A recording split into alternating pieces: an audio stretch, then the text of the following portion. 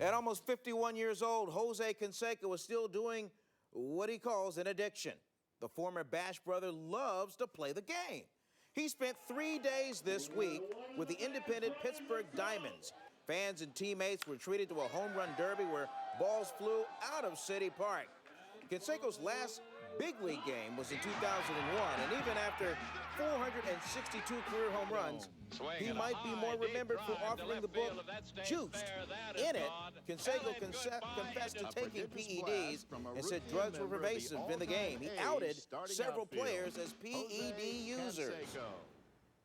Say, well, that was impressive, huh? I mean, you're hitting against guys half your age, huh? At least half my age. These guys could be my sons. That's how young they are. Let me tell you, it's more difficult than what it looks. It's hot and sticky and humid out here, and I'm 51 years old, so it makes it that much more difficult. But it's a lot of fun. 51? What? You like submerge yourself in ice or something like that? I mean, you don't age.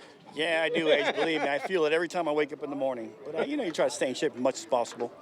And the only fountain of youth there is getting into that gym every day. How about this environment? Out here in Pittsburgh, you spent a few days with the pro team that's out here. What motivated you to become a part of this? Well, actually, we had a tour last year we did. My agent convinced me of him getting a 40-foot RV and doing a 22-city home run tour, whether it be softball and baseball. And then we just continued it this year. So they got a hold of my agent at the time and said, listen, we'd like Jose to come down here, put on a hitting exhibition. Then they said, well, can you play a couple games? I'm like, wait a minute. Last time I actually picked up a baseball or a baseball bat was 5 years ago. So I'll come out here and give it the best I got. Wherever you go, I mean, you're the show. Even now, years removed from your major league career, what's that been like, being in your world? It's a circus. Come step into my shoes for a minute.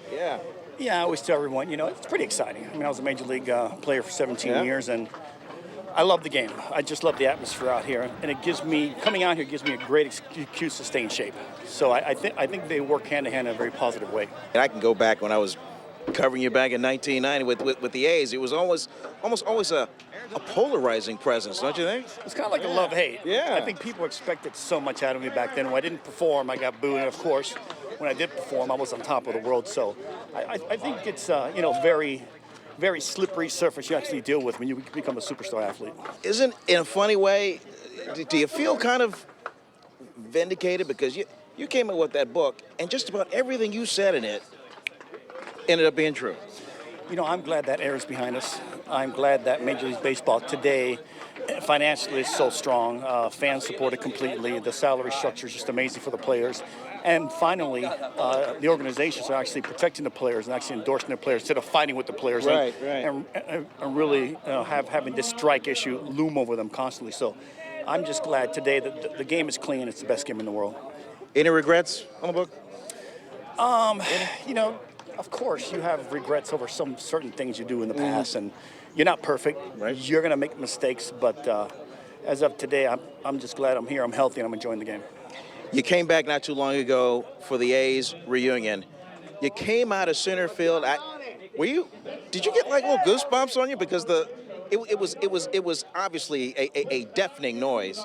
Maybe the loudest cheer. You know what it was? It was very emotional, and before I actually came out, I was back in there with the players. Little holding area? Yeah, in the holding area with the players, and I didn't know what to expect. I thought, wait a minute, is there a sniper out? They're going to shoot me because of the book? Are they going to give me a standing ovation? Are they going to boo me? So I really had no idea, but I'll tell you what, when I came out there, I got a standing ovation. The crowd applauded me. It was very emotional for me, and I almost broke down. I was kind of teary-eyed for a second there, but it was a great feeling.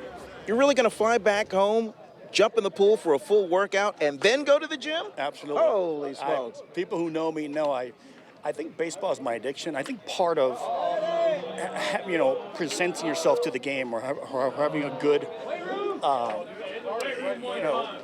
impact on the game is you got to stay physically in shape. Because I think these kids want to see.